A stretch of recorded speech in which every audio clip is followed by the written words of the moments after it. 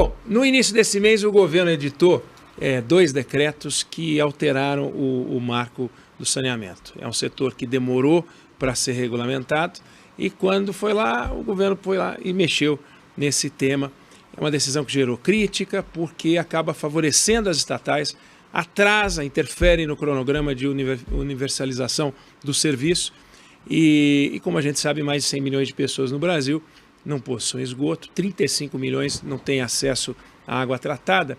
Eu queria saber do Venilton Tadini como a ABDIB enxerga essa mudança e se os decretos podem, afinal, mexer na legislação como aconteceu e o que vai dar nesse debate. Bom, logicamente, pela hierarquia das leis, o decreto não pode mudar a lei, né?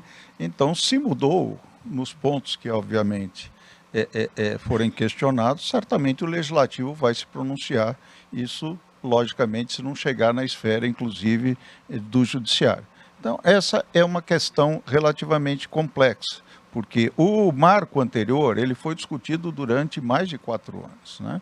E aí a grande preocupação é justamente de você criar o precedente a partir de um determinado setor para que você avance em determinadas mudanças daquilo que já está sacramentado, já criou-se uma jurisprudência e gerou as expectativas positivas de investimento, como é o caso específico do setor de saneamento, né?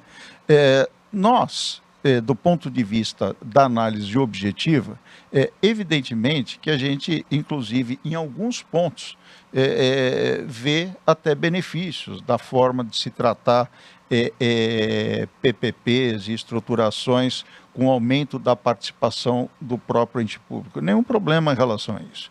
O que tem de receio é você, para alguns estados específicos, cronificar uma situação que afeta a sociedade local e não tornar o serviço universalizado, né? Então, vamos separar o joio do trigo. O que nós vimos tão logo que saiu essa regulamentação através do decreto? Bom, a Sabesp saiu da ESP, a Copasa saiu da ESP, a Corsan saiu da ESP. Então, o que nós estamos vendo já é um movimento claro que os estados que têm uma orientação distinta daquilo em relação... Que falam em privatização, exatamente, né, do serviço. E é a grande maioria do ponto de vista de atendimento à população. Olha o tamanho de uma Sabesp, olha o tamanho da Copasa. Então, agora, o nosso grande receio, até porque a gente sabe disso, que aonde tem a maior necessidade do tratamento adequado para efeito de você ter a universalização na coleta e tratamento de esgoto e no fornecimento de água, é justamente nos estados das regiões menos favorecidas e alguns estados específicos. O exemplo de Alagoas é absolutamente claro da importância do efeito que o investimento está fazendo no estado. Então, nós não podemos ignorar isso, né? Da mesma forma que o que está acontecendo no Rio de Janeiro.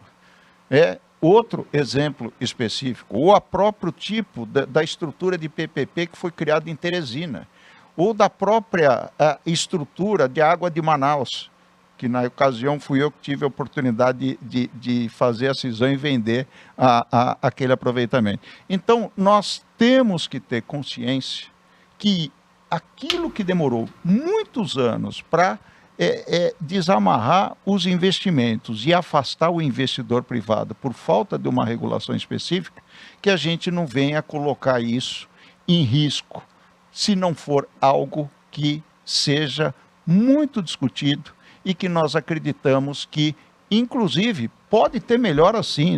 A ABDIB não é contra a melhora na regulação. Melhoria sempre bem-vinda. Isso é que nem as coisas têm que ser aparadas, né? Cabelo e unha tem que estar sempre também cortado. Então, não somos contra discutir isso. O fato é que, nesse caso em específico, para nós, pelo menos, não houve uma consulta específica. Nós não representamos somente os operadores ou os investidores aqui. Nós representamos os grandes fornecedores, as grandes construtoras, toda a parte de funding para estruturação e mitigação de risco. As maiores seguradoras estão na BDIP e, inclusive, os órgãos de financiamento estão dentro. Então, isso é algo que afeta e preocupa a forma como essa coisa foi colocada e da maneira como ela foi implementada.